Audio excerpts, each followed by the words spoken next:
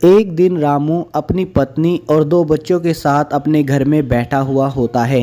अचानक वह अपनी पत्नी से कहता है, अरे सरला, देखो अब की बार हमारे गांव में कितनी बारिश हो रही है, रुकने का नाम ही नहीं ले रही है। यह सुनकर सरला डुग्गू के पापा से कहती है, हाँ डुग्गू के पापा, तुमने बिल्कुल सही कहा।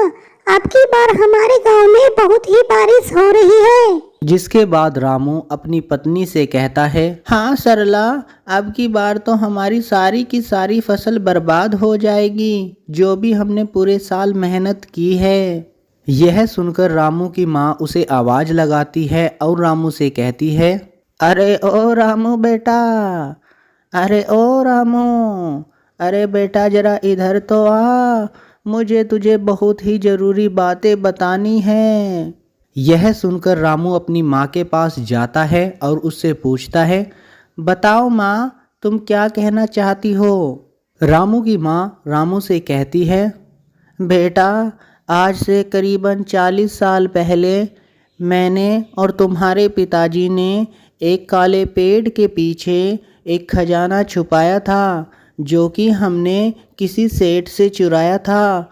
अगर तुम जंगल में जाकर उस खजाने को ले आओ तो तुम्हारी सारी गरीबी दूर हो जाएगी।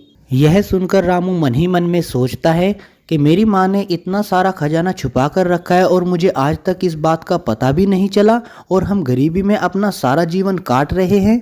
जिसके बाद रामू अपनी माँ से कहता है, माँ, मुझे जंगल में जाने का रास्ता बता दो, मैं जल्द ही जाकर उस खजाने को लेकर आ जाऊंगा।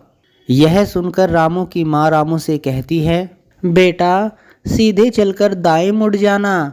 यह सुनकर रामू अपनी माँ से कहता है, माँ, इससे तो मैं घर के बाहर चला जाऊंगा। यह सुनकर रामू की माँ रामू से कहती है, तो बेटा क्या खजाना तुम्हारे पास चलकर यहीं आएगा? उसे लेने के लिए तो तुम्हें ही जाना पड़ेगा। अब जाना कैसे है ये बिल्कुल ध्यान से सुनना। जैसे ही तुम जंगल के रास्ते से जा रहे होगे, तुम्हें बस एक मंत्र को पढ़ते हुए जाना है, और वो ये है, विंगाडियम लवियोसा, विंगाडियम लवियोसा। बस ये बोलते हुए जाना है। जिसके बाद रास्ते में तुम्हें तुम्हारी पत्नी के जैसी एक औरत दिखाई देगी, उसके सामने भी तुम्हें यही बोलते हुए जाना है। जैसे ही तुम आगे चलते जाओगे तो तुम्हें रास्ते में एक जानवर दिखाई देगा, उसके सामने भी तुम्हें 3 बार यही बोलना है। जिसके बाद तुम्हें आगे बढ़ जाना है। जैसे ही तुम आगे बढ़ते चले जाओगे, तुम्हें रास्ते में एक काला पेड़ दिखाई देगा, तुम्हें उसके सामने जाकर खड़े हो जाना है और तुम्हें एक बात बोलनी है, काला नहीं तू लाल है, लाल नहीं तू नीला, काला नहीं तू लाल है, लाल नहीं तू नीला, ला दे मेरा धन पीला पीला। तुम्हें बस ये वाक्य उसके सामने बोलना है। जिसके बाद तुम्हें एक बहुत ही सुंदर पोटली दिखाई देगी, जिसके अंदर बहुत सारा धन होगा और वो सब तुम्हारा हो जाएगा।